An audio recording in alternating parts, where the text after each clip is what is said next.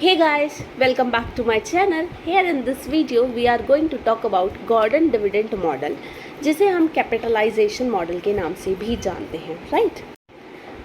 इनके जो डेवलपर हैं उनका पूरा नाम था मायरन जे गॉर्डन, ठीक है। और जैसा कि मैंने अभी कहा, इसे कैपिटलाइजेशन मॉडल के नाम से भी जाना जाता है। तो जो इनकी अजम्पशन थी वो ये थी, and theory was very similar थी, एक जैसी थी वॉल्टर मॉडल के।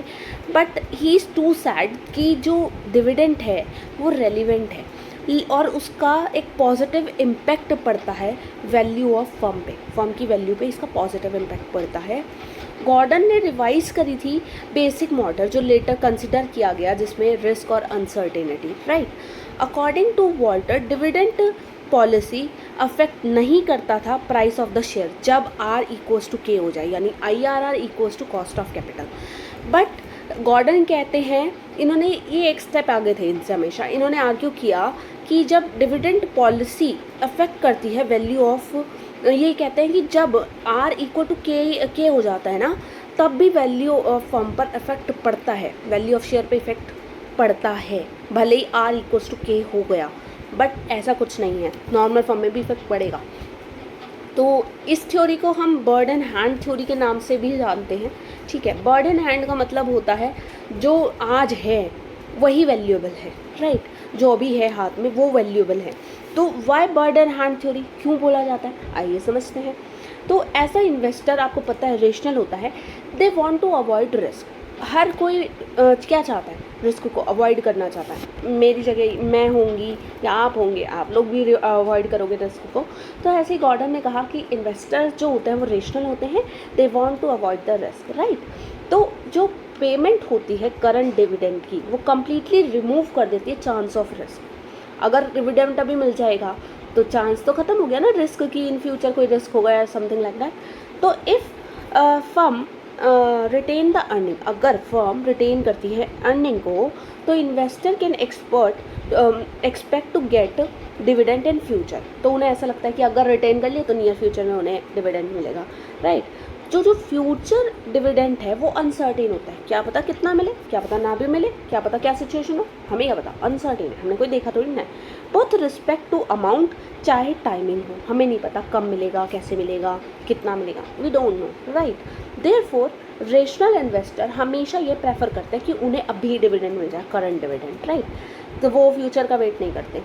दस अबव जितने भी आर्ग्यूमेंट्स थे वो अंडरलाइज कर रहे थे कि जो गॉर्डन मॉडल है वो बर्ड एंड हैंड थ्योरी है, ठीक है। क्यों?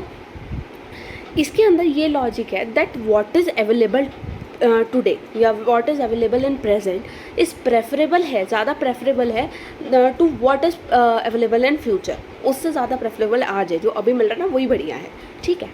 Basin on this argument, Gordon ने आर्ग्यू किया कि जो फ्यूचर है ना वो अनसर्टेन होता है और बहुत लंबा टाइम है फ्यूचर, किसने देखा है, कल किसने देखा है, किसी को थोड़ी ना पता है। तो वो मोर अनसर्टेन हो जाता है, कुछ ज़्यादा ही। तो bird in hand is worth two in bush, ठीक है। ये कहावत है, bird in hand is worth two in bush. तो what is available today is more important than what is maybe available in future, maybe, ठीक है। तो therefore जो इन्वेस्टर है वो नेचुरली अवॉइड करते हैं अनसर्टेनिटी को और बी इंक्लाइंड टू पे अ हाइयर प्राइस। वो क्या चाहते हैं, हाइयर प्राइस मिले फॉर शेयर, पे करते हैं हाइयर प्राइस शेयर के लिए, ऑन विच जो उन्हें करंट, वो चाहते हैं कि हमसे चाहे एक्स्ट्रा ले लो बट हमें करंट डिविडेंड अभी पे कर दो, ठीक है। And importantly this would discount the value of share, ये डिस्काउंट करते हैं value of share of a firm, जो पोस्टपोन कर देता है डिविडेंड को, राइट। तो ये तो थी गॉर्डन थ्योरी के बारे में। अब इसके बारे में बात करेंगे इसकी अजम्पशन के बारे में। अजम्पशंस में जो गॉर्डन मॉडल है उसमें ये कि ये कहते हैं कि जो फर्म है इज़ ऑल इक्विटी फर्म है, यहाँ पर कोई पोर्शन नहीं है डेट का इन इट्स कैपिटल स्ट्रक्चर। और ये कहते हैं R और K हमेशा कांस्टेंट रहेगा। ये एज्यूम करते हैं ऑल द इन्वेस्टर, जो फिनांस होती है वो रिटेन अर्निंग्स होती है, जैसा कि वॉल्टर ने भी कहा था। यहाँ पर भी कोई एक्सटर्नल फिनांसिंग नहीं की जाती। तो जो बिजनेस रिस्क है ये भी यही कहते हैं कि वो कांस्टेंट है, रिटेंशन रेशियो वो कांस्टेंट है, कॉर्पोरेट टैक्सेस एग्जिस्ट नहीं करते, इनका भी यही, ठीक है। तो अब मैं इसका फॉर्मूला भी आपसे डिस्कस कर देती हूँ। इसका फॉर्मूला होता है P=E bracket open 1 minus B bracket close upon KE minus जी।